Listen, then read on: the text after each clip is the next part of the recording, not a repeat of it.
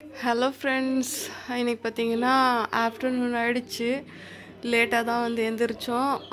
ஒரு 11 போல் எழுந்திரிச்சிட்டு வெளில போய் பார்த்தாக்கா லவ் பேர்ட்ஸ் பார்த்தீங்கன்னா முட்டை வச்சிருந்துச்சுல்ல, அதில் வந்து அதோட குஞ்சு பொரிச்சிருக்கு. என்ன சொல்கிறது தெரில.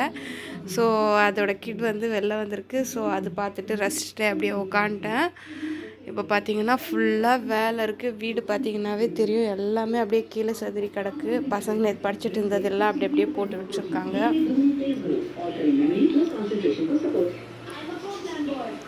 இப்போ பார்த்தீங்கன்னா இது வந்து இங்கேருந்து எல்லா இடத்து க்ளீன் பண்ணுறதே பெரும்பாடாக இருக்கும் எனக்கு.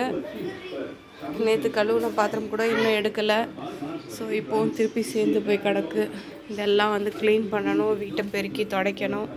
அப்புறமா வந்து மிஷினில் துணியை போட்டிருக்கேன்.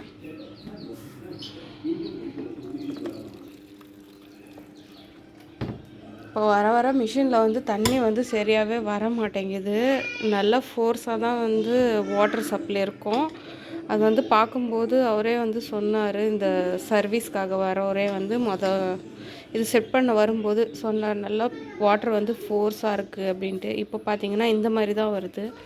ரொம்ப மெல்லிசாக அவங்களுக்கு பார்த்தாலே தெரியும், இந்த மாதிரி இருக்குது. அதனால் ரொம்ப நேரமாக வந்து தண்ணி பிடிக்குது.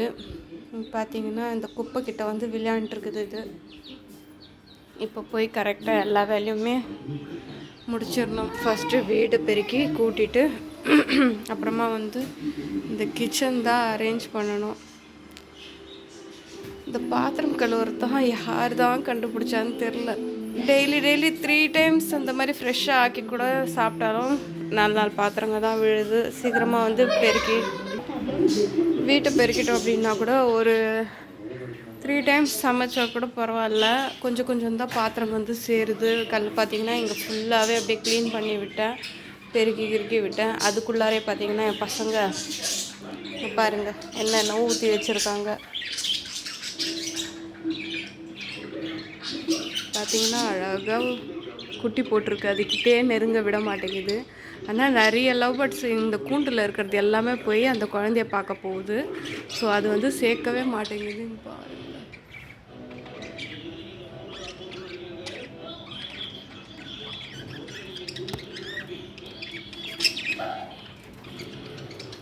செம்ம க்யூட்டாக இருக்குல்ல பார்க்கும்போது. ஓகே, நான் என்னோடய வீடியோ போய் என்னோடய வேலை போய் கண்டினியூ பண்ணாங்க. பார்த்திங்கன்னா சாப்பிட்டு இந்த கிண்ணங்கள்லாம் இப்படி அப்படியே போட்டு வச்சுருக்காங்க இந்த பசங்க. மூடி ஒரு பக்கம், பாட்டில் ஒரு பக்கம்.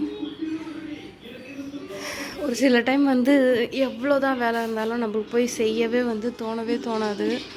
அந்த மாதிரி தான் ஒரு ஃபீல் இருக்குது. நைட்டு ஃபுல்லாக கொஞ்சம் கூட தூக்கமே இல்லை. ஏன்னு தெரியல. லைட்டாக ஒரு மைல்டான ஹெட்டேக்கு. நல்லா ஹெவியாக ஹெட்டேக் வந்தாலும் தாங்கிக்கலாம். மைல்டான ஹெட்டேக் வந்தாக்கா கண்டிப்பாக வந்து தாங்கவே முடிய மாட்டேங்குது. அந்த மாதிரி இருக்குது. ஸோ நைட் ஃபுல்லாக சரியாகவே தூக்கம் இல்லை. அதுவும் மூச்சு வாங்கிறது கொஞ்சம் கஷ்டமாக இருந்துச்சு. கோல்டாயிடுச்சு போல். இன்னும் எஞ்சதுலேருந்து ஒரு சிப்பு தண்ணி கூட குடிக்கல. அம்மா வந்து சப்பாத்தி கொடுத்துட்டு இருந்தாங்க.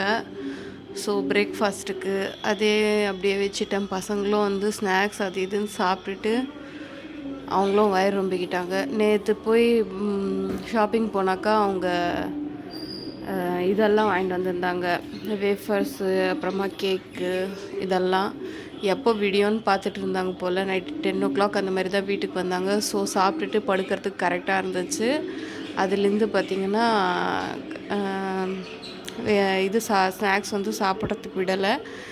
அதுதான் நான் காலைல எழுந்திரிச்சதுமே அதே தான் வந்து அவங்க சாப்பிட்டாங்க. சாப்பிட்டுட்டு வந்து இந்த லவ் பேர்ட்ஸ்கிட்டே பார்த்திங்கன்னா விளையாண்டுட்டு இங்கேயே நின்றுட்டு இருந்தாங்க ரொம்ப நேரமாக. பாப்பா இருக்குது அப்படின்ட்டு. சொல்லப்போனால் அங்கே நின்னாக்கா விட்டுட்டு வரத்துக்கே மனசு வர மாட்டேங்குது. அவ்வளோ க்யூட்டாக இருக்குது. இந்த ஒரு டிஸ்டர்பன்ஸ். வெளில உக்காந்தாக்கா நல்லா காத்தோட்டமாக நல்லாயிருக்கும்.